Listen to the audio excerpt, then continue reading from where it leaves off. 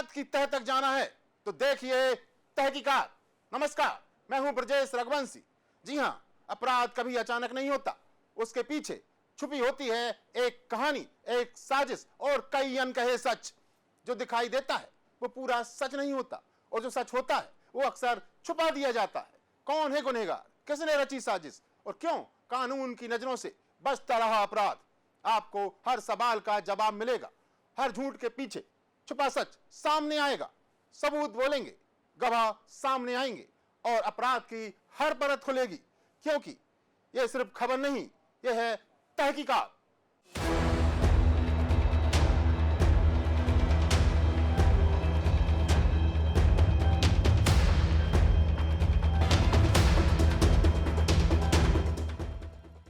फरवरी का महीना, वैलेंटाइन का सेलिब्रेशन।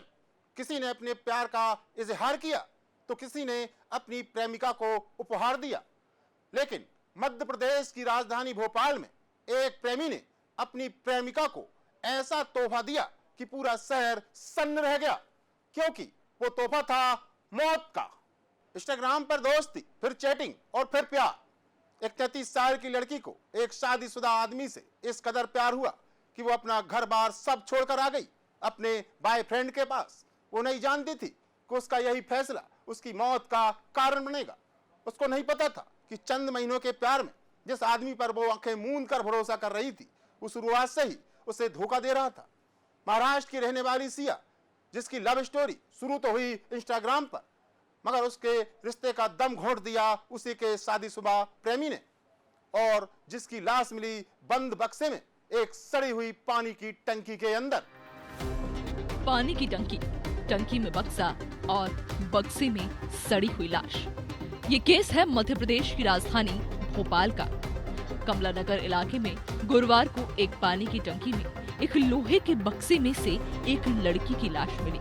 कई दिनों से पानी में रहने के कारण लाश सड़ चुकी थी। लाश की शिनाख्त करने के लिए पुलिस के पास था तो सिर्फ एक लोहे का बक्सा और लाश के हाथ पर बना एक टैटू। हत्यारे ने सबूत मिटाने और लाश को ठिकाने लगाने के लिए उसे लोहे के बक्से में भरकर एक सुनसान प्लॉट की काई खाती पानी की टंकी में डुबो दिया। लेकिन लाश की बदबू के कारण मामला सामने आ गया। तेरे वादे पर जिए तो हम, तो ये जान छूट जाना कि खुशी से मर न जाते अगर एतबार होता। सिया को तो समीर की बातों और उसके वादों पर पूरा एतबार था, मगर वो समीर ही था जो सिया के भरोसे के लायक नहीं था। समीर खान जो सिया को अपने प्रेम जाल में फांसता चला गया, लेकिन उसने अपनी शादीशुदा होने का सच नहीं बताया। उसने सिया को अंधेरे में रखा। 33 साल की सिया और अशरफी को क्या पता था कि जिसके साथ वो अपना घर बसाने का सपना देख रही है, वो आदमी पहले से ही 2 औरतों से शादी कर चुका था, जिससे उसको 2 बच्चे थे। इस सच का पता अशरफी को तब चला जब वो अचानक भोपाल पहुंच गई और यहीं से मामला बिगड़ना शुरू हो गया। महाराष्ट्र की गोंदिया की रहने वाली सिया अचानक भोपाल आ धमकी और यहीं से समीर के लिए मुसीबतें बढ़ने लगी। समीर खान अपनी पहली पत्नी के साथ रह रहा था और सिया के आने के बाद सिया और उसकी पहली पत्नी के बीच आए दिन झगड़े होने लगे। समीर ऑटो चलाने का काम करता था। पड़ोसियों के मुताबिक वो कुछ दिनों से ऑटो भी नहीं चला रहा था। घर में पति पत्नी के झगड़े होते थे। देखते ही देखते ये झगड़े समीर के लिए नासूर बन गए और फिर समीर ने अपनी पत्नी के साथ मिलकर सिया को रास्ते से हटाने का फैसला लिया और फिर 9 जनवरी को गला घोंटकर सिया की हत्या कर दी। जिसके बाद समीर, उसकी माँ, भाई और उसकी बीवी ने मिलकर लोहा में बक्से में सिया की लाश को भर दिया और घर से 200 मीटर की दूरी पर सुनसान प्लॉट में पुरानी पानी की टंकी में बक्से को ठिकाने लगा दिया। सूचना मिली है कमल नगर 6 ग्राम में एक काफी बड़ा खाली प्लॉट है, उसमें पानी का टैंक है, वहाँ पर एक अज्ञात शव है। हमने आकर देखा है तो एक महिला का शव है, जिसके बारे में अभी तस्दीक की जा रही है कि कौन हो सकती है। तो बताया जा रहा है कि पेटी के अंदर इसका शव मिला है। हाँ, जो वाटर टैंक है उसमें एक लोहे के संदूक के अंदर ये शव था। इसके भी कोई शनाख्त वगैरह हुई? अभी शिनाख्त की तो नहीं हुई है, उसमें एक टैटू है, उसके आधार पर हम प्रयास करेंगे अभी आगे। सर आपको क्या लगता है हत्या हो सकती है या कुछ और? अब आगे जांच में इस बात का खुलासा होगा, अभी हम पंचनामा करके पोस्टमार्टम कराएंगे, इसके बाद किसी निष्कर्ष पर पहुंचेंगे। लगभग क्या उम्र होगी? लगभग 30 के आसपास तो है, 30-32। 33 साल की सिया और अशरफी को लेकर जब पुलिस ने जांच की तो पता चला कि सिया भी 3 शादियां कर चुकी थी। समीर से मिलने से पहले उसकी महाराष्ट्र और राजस्थान में शादियां हो चुकी थी, मगर वो शादियां टिक नहीं पाई। इंस्टाग्राम पर समीर से बातचीत के बाद सिया को जिंदगी में आगे बढ़ने का, एक नई शुरुआत करने का रास्ता दिखा, लेकिन वो फैसला भी जहर हो गया जब उसका प्रेमी समीर पहले से ही शादीशुदा निकला। हत्या से 5 महीने पहले ही सिया समीर के साथ रहने के लिए घर छोड़कर आ गई थी, जिसके बाद से ही घर में झगड़े होने लगे थे। पड़ोसियों का कहना भी था कि सिया की ससुराल वालों से भी कुछ खास नहीं बनती थी। इसके बाद सिया समीर पर तीसरी शादी करने का दबाव बनाने लगी और शादी नहीं करने पर 5 लाख रुपए की डिमांड करने लगी। इसी के चलते धीरे धीरे घरेलू झगड़े बर्दाश्त से बाहर हो गए और नाराजगी नफरत में बदल गई। कमला नगर इलाके में 12 फरवरी गुरुवार के दिन पानी की टंकी के नजदीक खेल रहे बच्चों को सेप्टिक टैंक में बदबू आ रही थी।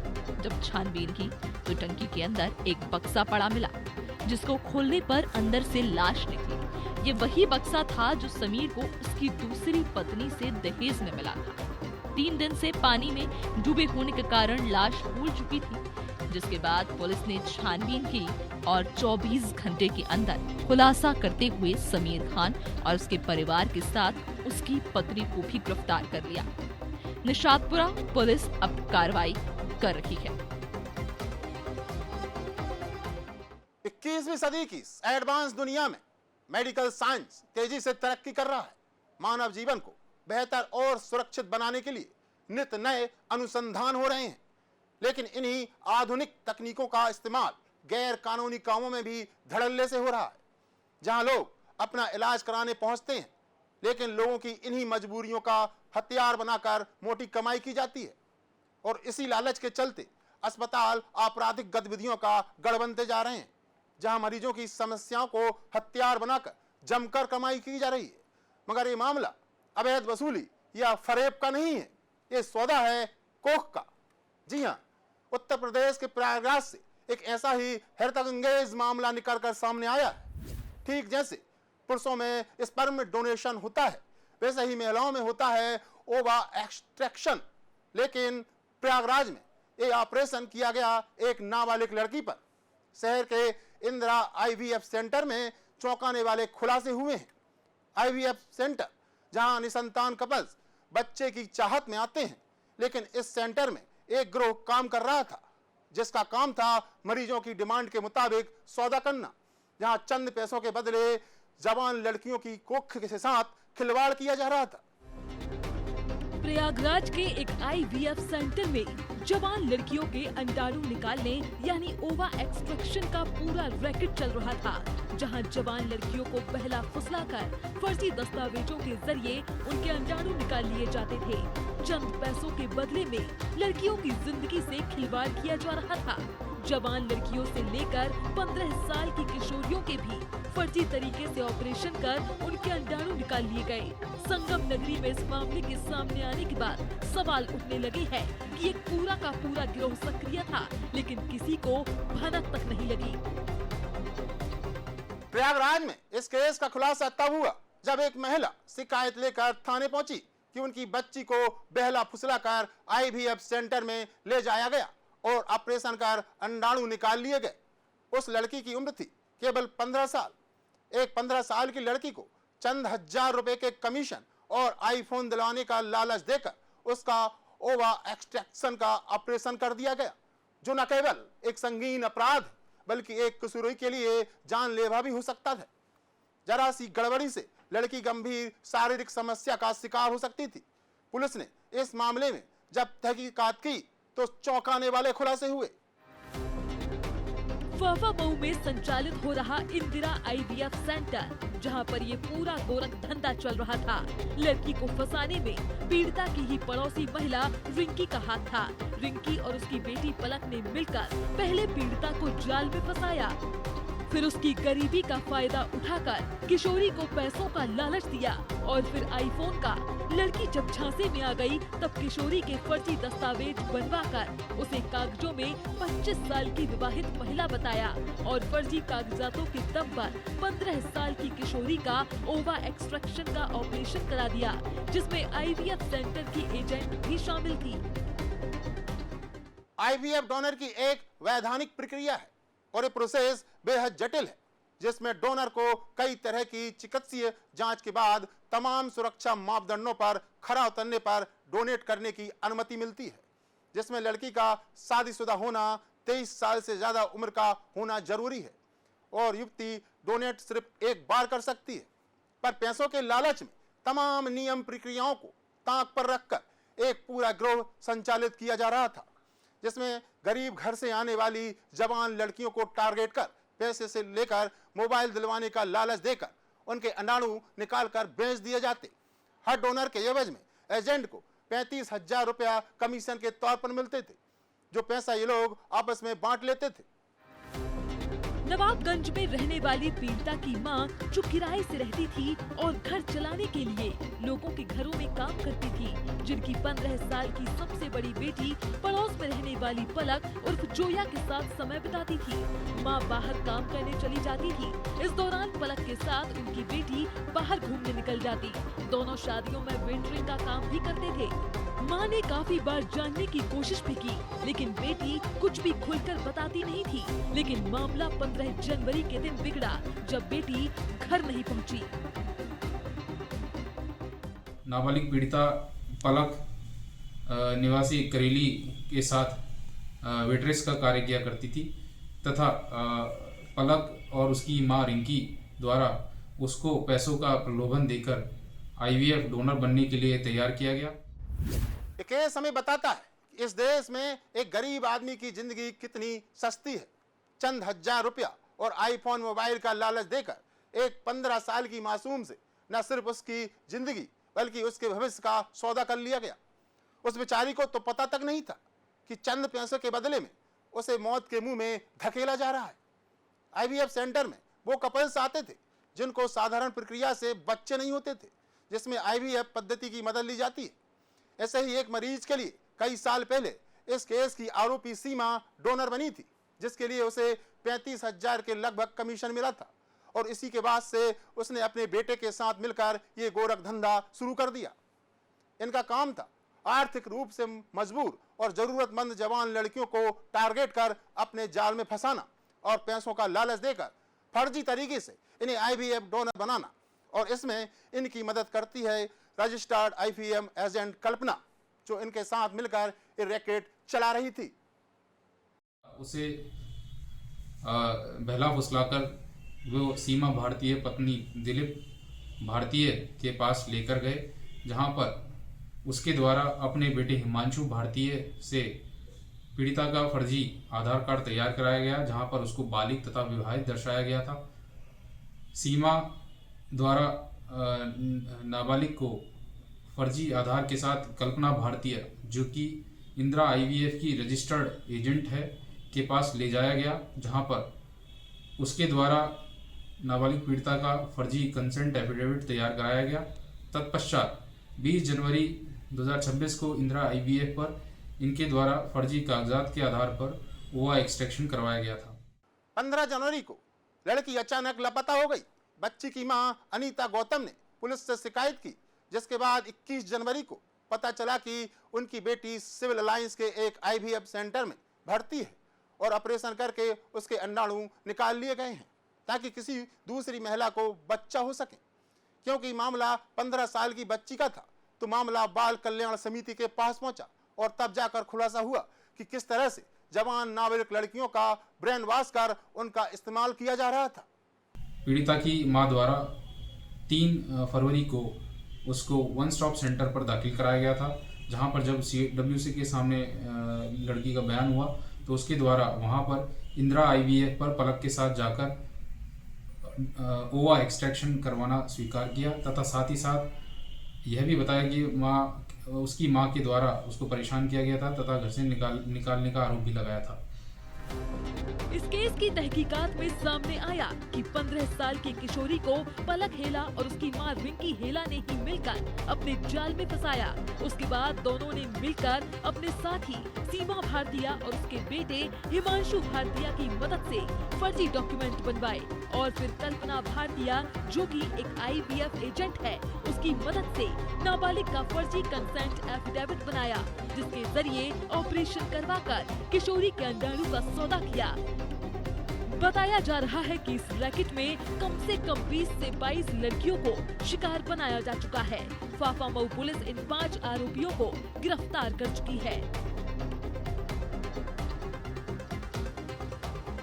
तथ्यों के आधार पर प्रकरण में पुलिस द्वारा अभी तक पलक, रिंकी, सीमा, हिमांशु तथा कल्पना को फर्जी डॉक्यूमेंट तैयार करने तथा नाबालिग को फर्जी बालिग दर्शाते हुए उसका ओवा एक्सट्रैक्शन कराना जो कि अवैध है के संबंध में आरोपों में हिरासत में लिया है, जहां पर इनसे गहनता से पूछताछ की जा रही है तथा इनके अन्य सहयोगियों की भी जानकारी की जा रही है।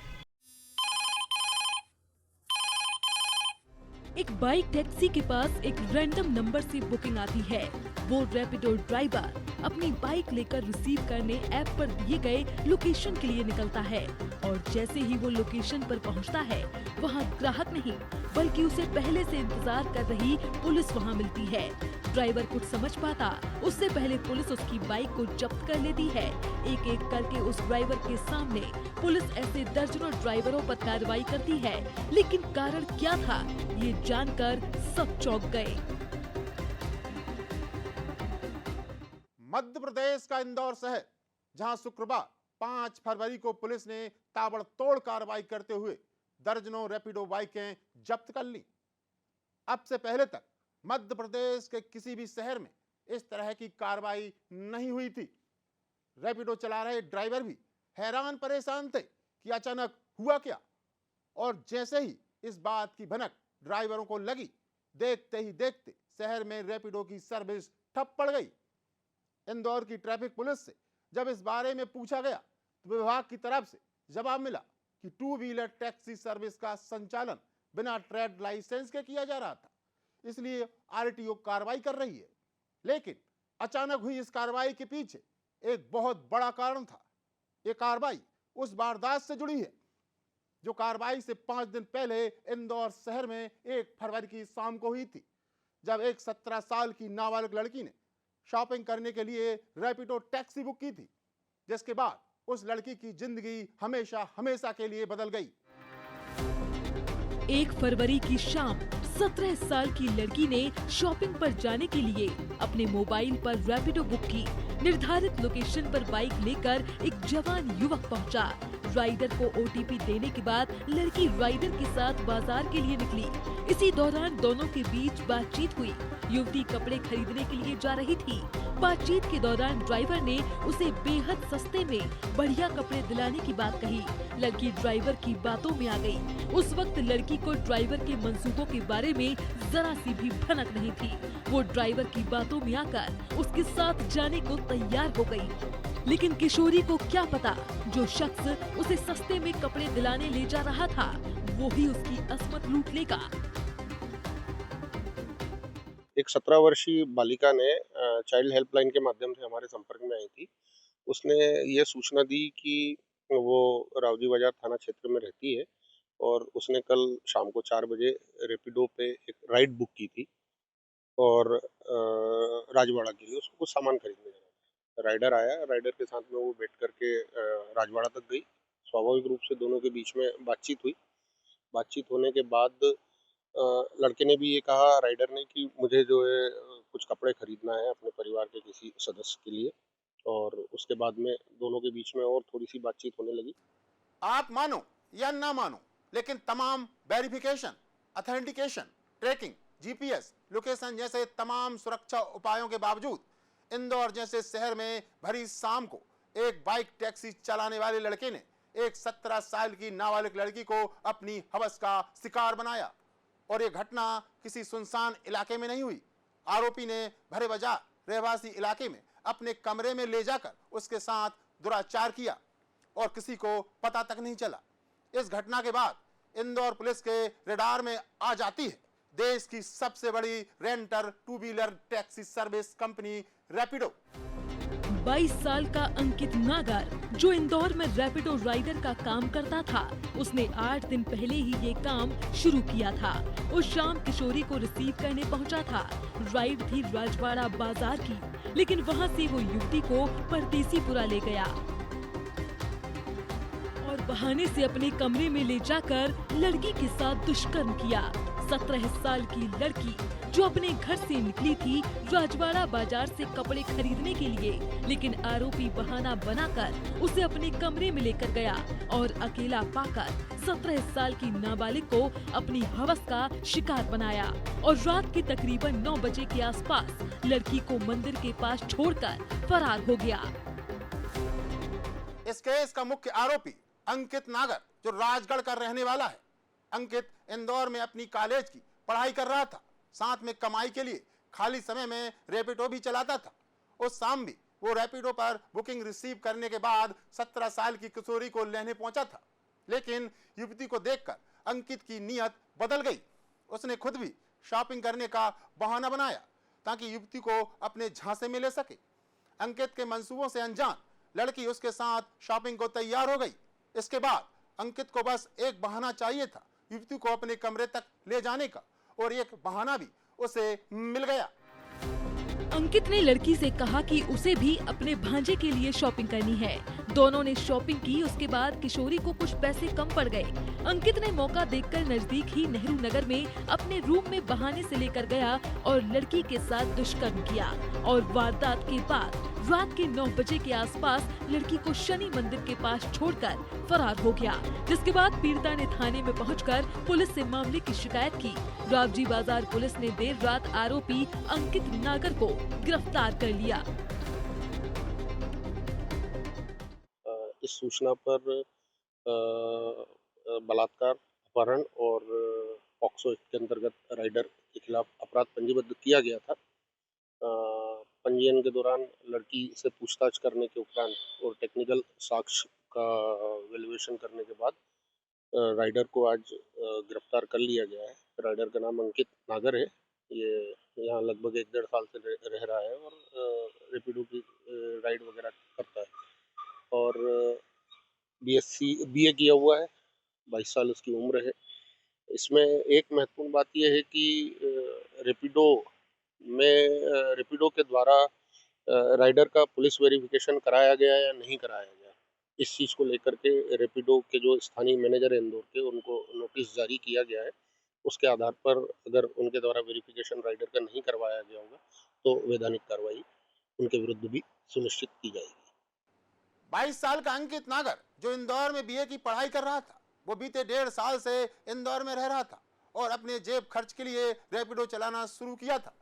नेहरू नगर के जिस कमरे में उसने लड़की के साथ रेप किया, इसी कमरे में वो अपने दोस्तों के साथ किराए से रहता था। उस शाम भी वो ग्राहक इंतजार में था जब लड़की ने शाम के 4 बजे के लगभग राइड बुक की थी। इस केस ने सुरक्षा को लेकर कई सवाल खड़े कर दिए हैं। तमाम सुरक्षा उपायों के बावजूद इंदौर शहर में इतनी बड़ी वारदात हो गई और किसी को भनक तक नहीं लगी। कहने को तो ये online taxi booking app registered है। कंपनी के मुताबिक इनके ड्राइवर वेरीफाइड होते हैं, इनका बैकग्राउंड चेक किया जाता है। इनफैक्ट इनका पूरा ऐप ही जीपीएस टेक्नोलॉजी पर बेस्ड होता है, जिसमें रियल टाइम लोकेशन, डिस्टेंस और टाइम मॉनिटर जैसी चीजें लगी रहती हैं, जिसके आधार पर रकम तय होती है। लेकिन फिर भी एक 17 साल की लड़की का रेप हो गया। सवाल तो यह भी है कि आखिर लड़की एक अनजान बाइक टैक्सी चलाने वाले की बातों में आकर उसके कमरे तक जाने के लिए तैयार कैसे हो गई। लड़की ने भी कपड़े खरीदे और जो राइडर था, राइडर ने भी कपड़े खरीदे। उसके बाद में लड़की के पास पैसे खत्म हो गए। उसने कहा कि मुझे चाय पिला दो, मुझे चाय पीना है। इस चीज़ का फ़ायदा उठा करके राइडर उसको नेहरू नगर स्थित अपने घर पर ले गया और वहां जाकर के उसके साथ में शारीरिक संबंध मिला। गिरफ्तारी के बाद रावजी बाजार पुलिस ने आरोपी से पूछताछ की। हालांकि पीड़िता के बयान और आरोपी के कुछ स्टेटमेंट में विरोधाभास नजर आए। पीड़िता के मोबाइल ऐप से राइड से जुड़ी डिटेल्स डिलीटेड पाई गई है। हालांकि स्क्रीनशॉट से पुलिस को जांच में मदद मिली, पर सवाल तो ये है कि क्या शहर में चलने वाली टैक्सी राइड वाकई सुरक्षित है? ये केस महिला सुरक्षा को लेकर एक गंभीर सवाल बनकर उभरा है।